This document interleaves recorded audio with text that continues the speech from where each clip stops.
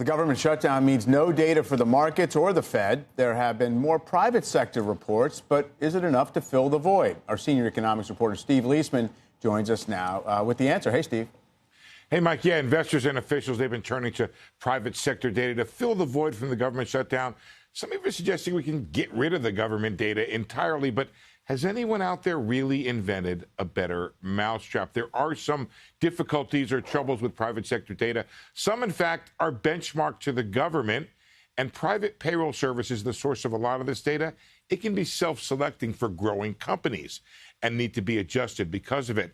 There's a high cost to be comprehensive, only something the government provides, and then only the government can provide what we call a public good. What is that public good? Well, it's generally reliable, apart, of course, from shutdowns. The government doesn't go out of business usually or merge with another company.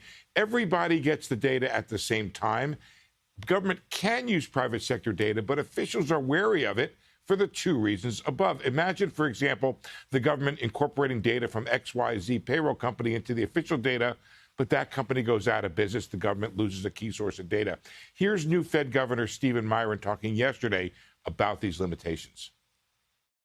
I think that the government data are the best quality we have, and they are the benchmark by which we do and should continue to set policy. There are some private sources of data. I don't think any of them are really, like they're good to look at while you have nothing else. But I don't think that any of them are really sufficient replacements for the government data. The private sector data is you bunch it together, try to paint a broad picture of the job market. And the picture right now is the job growth is soft. Here's some of the data we're looking at. ADP, of course, minus 32. Following the Paychecks Index, that does not use government data, but it's all small business, minus 0.3, one of the lowest levels since March of 2021. NFIB on the percent planning to hire is plus 1. 15% of owners planning to create new jobs in the next 3 months, up 1 point from July. Third consecutive increase, but it's a positive trend from an historically low level right now. The Conference Board Employment Trend Index minus 0.7, lowest level since early 2021. Here's a problem. With immigration hitting historic lows, we can't know the impact of soft job growth without gauging the size of the labor market. Guess what, guys? Only the government does that.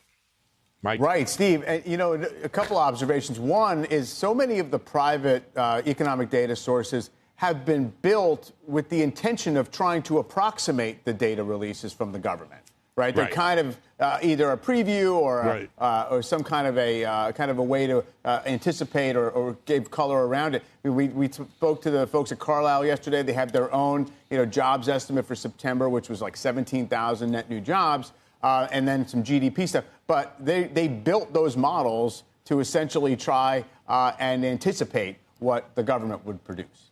There's a fabulous irony here, right? Which is we know the government gets it wrong. And don't take this report as suggesting that we can't benefit from tremendous changes and upgrades to the government data. So just be clear about that. But, Mike, you know where the money's to be made. It's in predicting the wrong number published the first time around by the government. That's where the big swings in the market are.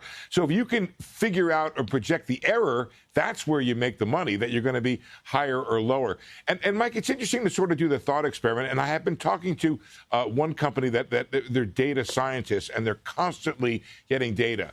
So could the private sector, would you make the investment to every month call something like 60,000 people? Ask them, are you looking for work? Have you looked for work in the past 12 months?